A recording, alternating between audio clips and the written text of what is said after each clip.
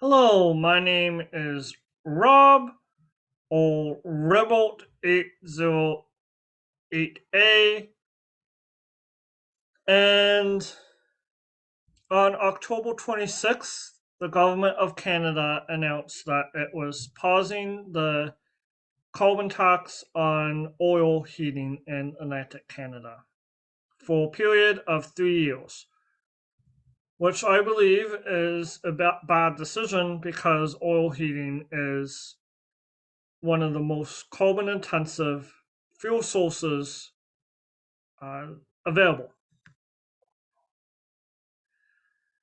And I believe it will send the wrong message about burning fossil fuel, and it will make it cheaper to burn fossil fuel for a period of 3 years. They also did say that they'll increasing investments for heat pumps, which I believe is a good thing. So the pause will take effect 14 days from October 26th, and it will be in all jurisdictions where the federal fuel charge is in effect. Heat pumps will be free for low income households, and there will be $250 for low to medium income households. There will be 15,000 instead of 10,000 investments into heat pumps. And then there was an article called "Prairies Should Elect More Liberals If They Want Voices Heard on Carbon Pricing, Rural Economic Development Minister." And this is in regards to questions about future call votes. This uh, the response was there should be more liberals elected from prairie provinces. This indicates that removing the carbon tax was a political decision based on polls and not based on economics or environmental concerns. I do not believe that reducing the carbon tax would have benefited the economy because it's been pointed out that the carbon tax is an insignificant contributor to the increased interest rates. And it's obviously not good for the environment because they're uh, uh, pausing the tax on one of the most carbon intensive heating sources.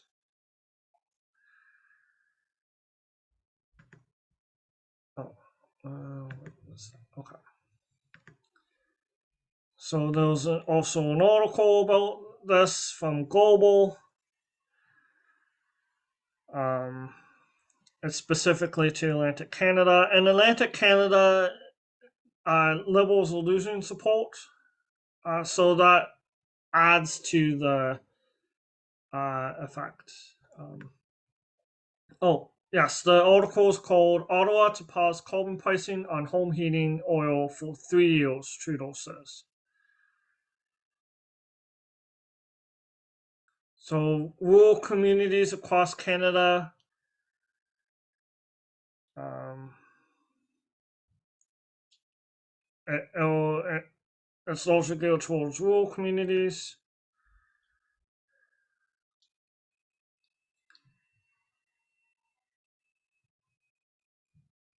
Only Quebec, British Columbia, and the Northwest Territories are not part of the national program.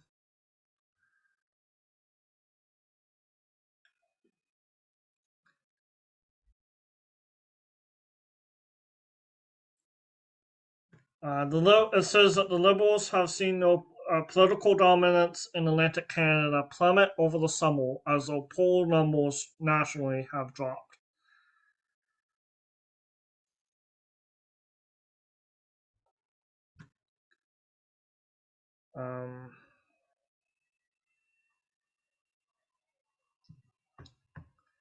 There is a climate organization that does welcome the changes because of the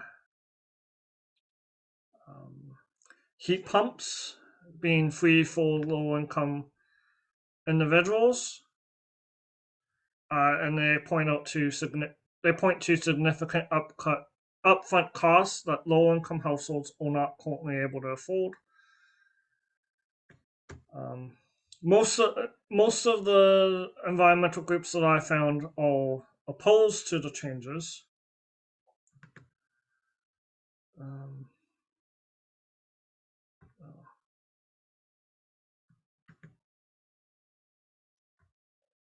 There's an article in CBC called "Carbon Tax Exemption on Home Heating Oil Sets Climate Policies Back," advocates say.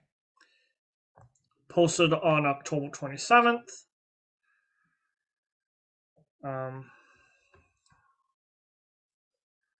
The Canadian Climate Institute says it undermines the credibility of Canada's carbon pricing, which really tries to send a broad and robust pricing signal across the economy to create the incentive to shift away from things that make emissions that produce emissions towards low carbon options like heat pumps. And that was Dale Bejan. And then 75% of greenhouse gas emissions all driving climate change come from oil, gas, and coal. And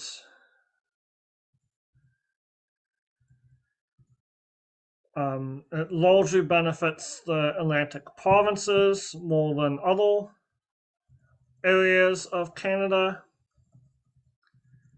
As you can see from this graphic, Newfoundland and Labrador, 18%, New Brunswick, 7% of households are heated by oil, Nova Scotia, 32%, Prince Edward Island, 40%.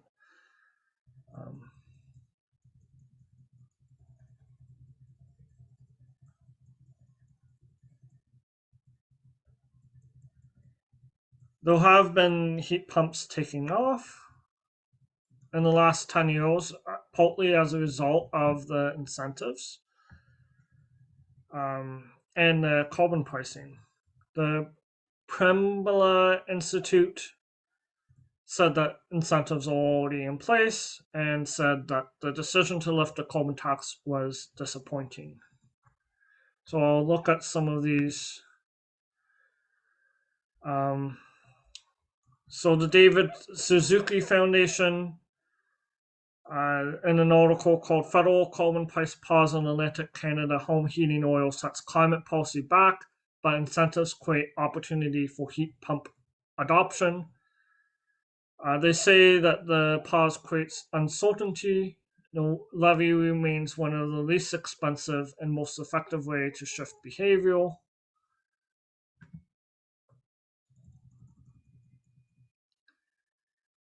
The Pembina Institute, in an article called "Pembina Reacts to Pause in Home Heating Oil, Carbon Tax, and Doubling of Rebate Program," say it's disappointing to see the government's decision,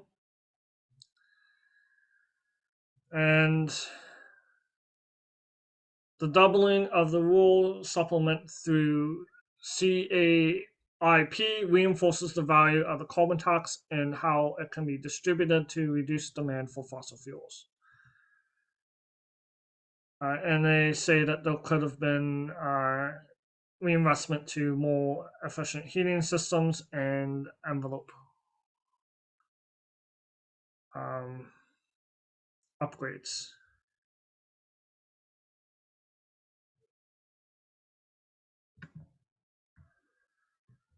And the Canadian Climate Institute says energy affordability is critical and the carbon pricing system is designed to address this issue.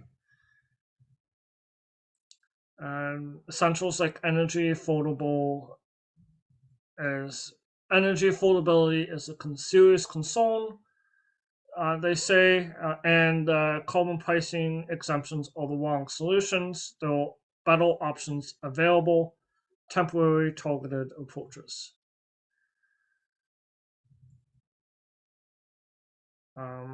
And then they also say Canada pricing is Canada's best tool to reduce greenhouse gas emissions that cause climate change. Incentive to switch to cleaner fuels, use energy more efficiently. And then they send a long-term signal to businesses and households. Exceptions undermine those long-term signals and also increase the cost of achieving targets. I believe that the exceptions give a middle finger to environmentalists that have advocated for carbon pricing. The government of Canada spent a lot of time defending carbon pricing, which is sound policy to reduce carbon emissions because it helps change behavior and people get money back. So I wanted to share that news that recently happened. And thank you for listening and enjoy the rest of your day.